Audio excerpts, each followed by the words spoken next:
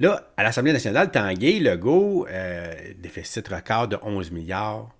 Il parle entre autres des agences de cotation. Parce qu'on a parlé un petit peu des agences de cotation, là. C'est un faux débat parce que, comme je te dis, on n'aura pas de problème, là, avec les agences de cotation Moody's, là. Parce que les autres, là, s'ils décident, par exemple, que tu n'es plus un triple A, tu es un double A, ça veut dire que là, tout l'argent qu'on a emprunté ou qu'on va emprunter, ben, il va coûter plus cher en intérêt. Déjà, ça n'a pas de bon sens. Mais là, toi, tu n'as plus accès aux argents des AAA. C'est comme si c'est réservé aux AAA. On a de l'argent, là, pour les AAA. Ça c'est un taux d'intérêt X. Toi, tu veux de l'argent, tu n'es pas dans les AAA, tu es dans les AA, ça, c'est un autre taux, ça. Fait qu'on ne veut pas aller là, ça, c'est sûr.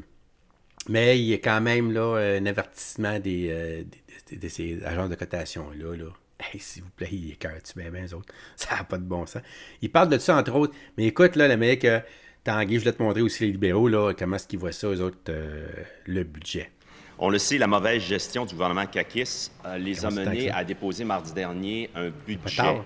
déficitaire, déficit record de 11 milliards de dollars. Ça n'a pas fini de coûter cher aux Québécoises et Québécois. Mais tout dépendamment de l'attitude du gouvernement, ça pourrait leur coûter un peu moins cher. Mais il faut qu'ils rectifient le tir ce matin. Drapeau jaune des firmes de cotation de crédit. Excusez du peu. Firmes de cotation émettent des avis quotidiens. Elles influencent les taux d'intérêt que les Québécoises et Québécois vont payer sur les emprunts. Ça va coûter de l'argent s'il y a décote. Ce matin, on n'est pas dans la décote. Mais avant d'aller à la décote, c'est une série de dominos qui tombent. Et à tous les jours depuis mardi, il y a un domino additionnel qui tombe. Premier domino, perte de contrôle. Dépôt mardi d'un budget déficitaire record, 11 milliards de dollars. Deuxième domino, pas de plan de retour à l'équilibre budgétaire. Troisième domino, hier, le premier ministre qui a fait trop peu de cas des finances publiques en disant que c'était raisonnable. En quelque sorte, circuler, il n'y a rien à voir. Quatrième domino ce matin, Martin Vallière dans la presse, feu jaune de la part des firmes de finances, de notation financière, Moody's et DBRS, Morningstar. Le premier ministre peut-il rectifier le tir, rectifier ses propos mal avisés et déposer un plan de retour à l'équilibre? La réponse du premier ministre. Tu sais rien, oui, Madame la Présidente. D'abord, il faut être très prudent quand on parle d'un déficit record. Parce que le déficit qui est annoncé pour 2024-2025 est un déficit qui représente 1,5 du PIB. Or, puis j'invite le chef d'opposition officiel à aller sur mon compte X. J'ai mis le tableau. On peut y voir, entre autres, que 2 gouvernements du Parti libéral ont déposé des déficits, des budgets avec des déficits, un de 3,1 puis un autre de 3,3 donc le double de ce qui a été déposé cette semaine par le ministre des Finances. Maintenant, Mme la Présidente, ça faisait moins 11 milliards. Pourquoi on se retrouve dans cette situation-là? Parce que, contrairement au Parti libéral, on a décidé d'investir massivement en éducation, en santé. On pense que c'est un choix qui est responsable. On pense que c'était une erreur de la part du dernier gouvernement libéral de couper en santé, de couper en éducation. Même Carlos Laitao et Gaétan Barrette l'ont dit. Donc, Madame la Présidente, on est convaincu qu'on est capable, avec ce déficit qui est raisonnable, gérable, de revenir progressivement à l'équilibre budgétaire d'ici 5 ans. Première complémentaire. Prendre son tweet, 96-97, il y a une erreur, là, c'était pas le PLQ, c'était le PQ qui était là. Deuxième des choses, 2009-2010, c'était après la crise financière de 2008. Voilà. Puis en passant, on avait mieux fait que vous, c'était 0,9 Une fois qu'on a réglé ça, Madame la Présidente, il ne peut pas ce matin en rajouter une couche et dire aux firmes de cotation de crédit, circuler, il n'y a rien à voir. Doit corriger ses propos puis déposer un plan, sinon les Québécois vont payer plus cher. Réponse du premier ministre. Ils vont payer plus cher, c'est clair. Bien, Monsieur le Président, Madame la Présidente, Madame. Le chef du Parti libéral nous dit « Oui, mais nous, on a fait un déficit qui était 2 fois plus gros que vous autres, mais c'était après une crise financière. » Où était-il dans les 5 dernières années? Pandémie, ralentissement économique mondial. Donc, Madame la Présidente, effectivement, on aurait eu le choix de faire ce que les libéraux ont fait, c'est-à-dire couper dans les services de santé et éducation.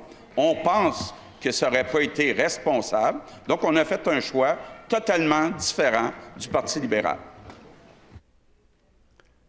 C'est tellement important la discussion qu'on a là. Où était-il, lui, en janvier 2021, quand son cabinet a émis un communiqué de presse et qui a dit qu'il allait respecter tous ses engagements, nonobstant la pandémie?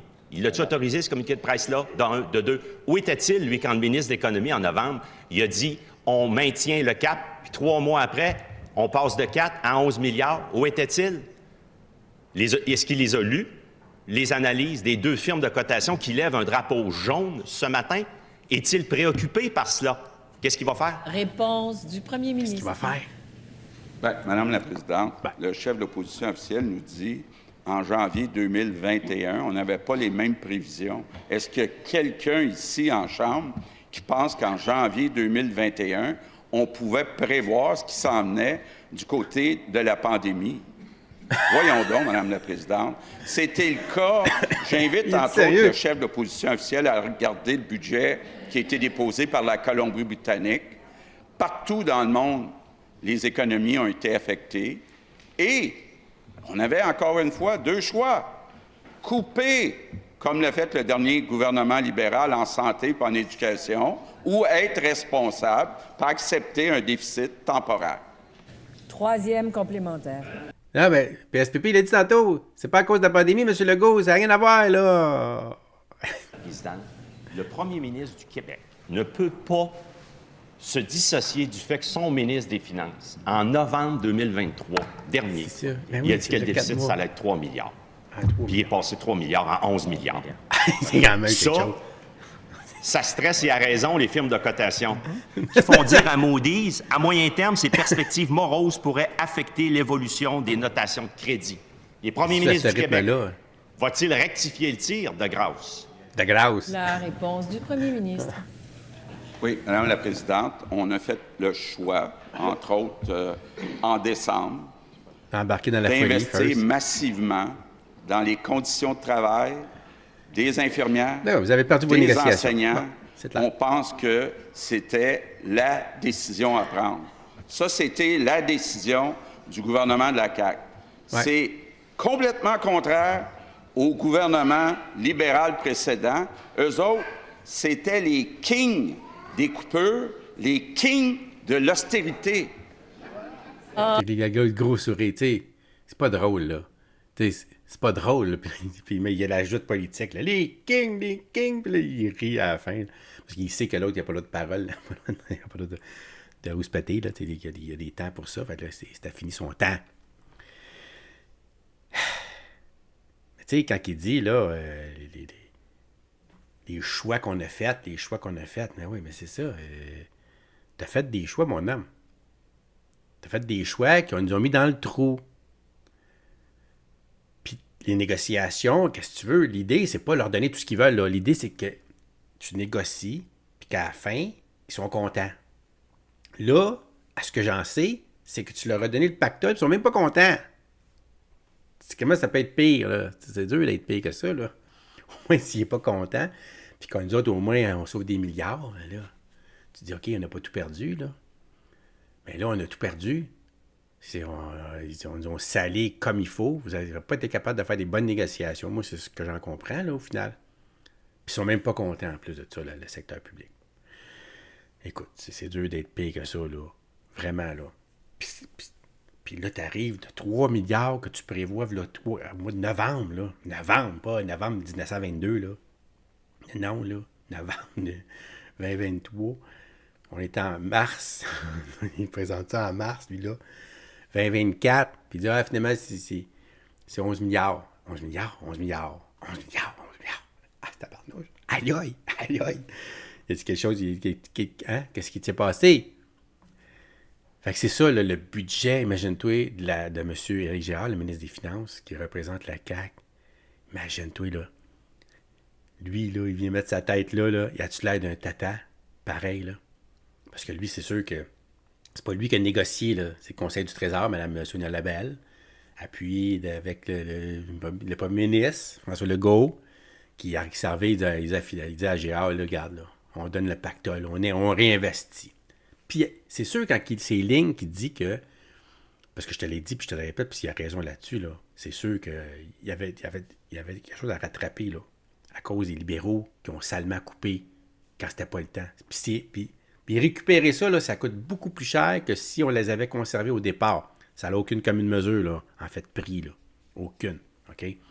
Mais il faut le refaire, fait que là, Puis déjà, il avait augmenté, là, en 2018, écoute, j'ai 17-18% leur salaire. Écoute, c'était effrayant. Ils ont une grosse augmentation. Depuis que la CAQ est là, eux autres, ils ont eu 2 grosses augmentations, là, effrayantes. Tu sais, là, ils sont rattrapés. Puis on dirait qu'ils, je sais pas, là, les syndicats, ils savent à qui ils font affaire parce que ils n'ont pas lâché le morceau. Hein? On le sait. Ben, avec l'aide de la population, là, je te fais remarquer. Parce que c'est la CAQ qui est là. La CAQ, elle fonctionne au sondage. Si la population veut être toute allée dans le trou là-bas, ils vont nous emmener volontiers dans le trou là-bas. Si la population dit non, ben ils vont dire non. Puis c'est comme ça, le gouvernement, normalement. Il faut qu'il écoute un peu la population, mais en même temps, là, il serait supposé être un phare pour nous. Là. Puis pas être des populistes. Des fois, tu prends des décisions en tant que gouvernement qui est bon pour la société, qui n'est pas nécessairement populaire dans la société. Là. Les gens crient, mais après ça, après quoi? Là, ils sont contents parce qu'ils comprennent là, que c'était la bonne chose à faire. T'sais, c'est ça, être responsable en tant que gouvernement. C'est pas juste faire pour se faire élire. Mais lui, c'est ça. C'est un politicien de carrière. Il a compris ça fait longtemps. Il sait que s'il veut être au pouvoir puis il veut rester au pouvoir, c'est pour ça qu'il fait autant de sondages. Là. Écoute. Pas hâte d'avoir le prochain budget. Hein? Qu'est-ce que t'en penses?